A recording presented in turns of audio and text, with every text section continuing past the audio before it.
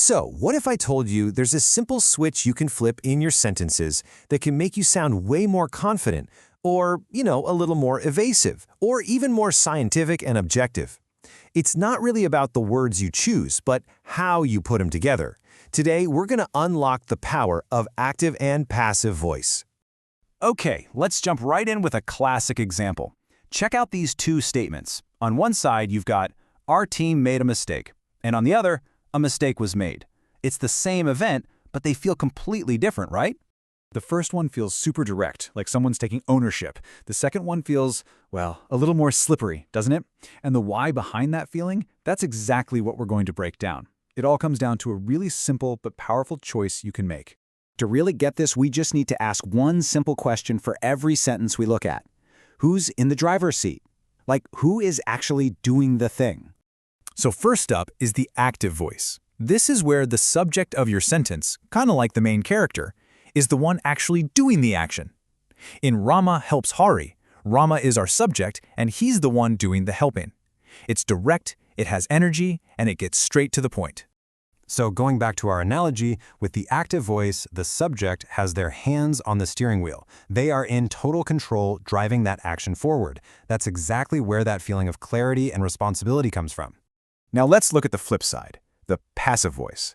This is where the subject is just kind of sitting there, receiving the action. So if we take our example and flip it, we get, Hari is helped by Rama. All of a sudden, Hari is the subject, but he's not doing anything. The action is happening to him. In our driver's seat analogy, this is like putting the person who got helped into the driver's seat while the original doer, Rama, gets moved to the passenger seat. And you know what? Sometimes they're not even in the car at all. The entire focus just shifts. Okay, cool theory, but how do you actually do this? Let's get into the mechanics of how you can switch between these two. It's not magic, I promise. It's more like a simple recipe you can follow every time. So it's basically a four-step deal. First, find the object. That's the thing receiving the action. Second, yank it to the front of the sentence and make it the new subject. Third, you've got to add a to-be verb, like is or was, and change your main verb to its past participle form. And finally, this part's optional, you can add the original doer back in with the word by. All right, let's put this recipe to the test so you can see it in action. Here's our active sentence. The mason is building the wall. Simple enough. The mason's our driver, and the wall is the thing being built. Okay, so following the steps, the wall moves to the front. We add is being built. And then we bring back our original driver with by the mason. And just like that, we flipped it. The wall is being built by the mason. See? Not so bad.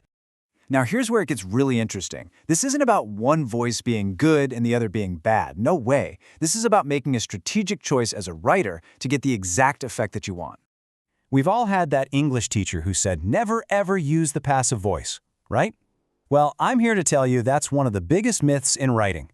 The passive voice isn't a mistake. It's a tool, a precision tool actually, when you use it for a specific reason. So here's the game plan. You go with the active voice for clarity, for energy, and when you really want to shine a spotlight on the person doing the action. Think about a cover letter or a business proposal. But you use the passive voice when the doer is unknown or just doesn't matter, or maybe when you want to sound more formal and objective.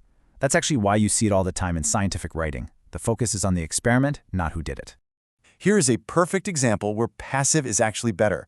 My pen has been stolen. Think about the active version. Somebody has stolen my pen. It's kind of clunky, right? Because who is somebody? We have no idea. The doer is a mystery. So the passive voice is actually clearer and gets right to the point. Or how about this one?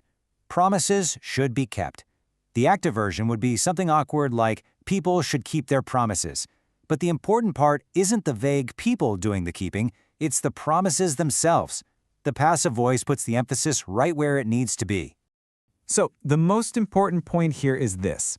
Understanding the difference between active and passive isn't just about passing some grammar test. It's about getting total, conscious control over your message. Seriously, every single time you write, you're making this choice. Are you highlighting the person doing the thing or the thing that's being done? Do you want to sound direct and powerful or maybe more objective and detached? This is how you go from just writing sentences to actually crafting a message with real purpose. If you only remember one thing from all of this, let it be this. Active voice acts. Passive voice is acted upon. It's really that simple.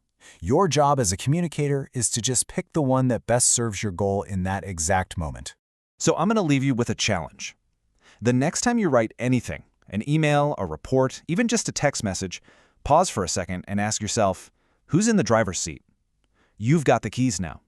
The only question is, how are you going to choose to drive your message home?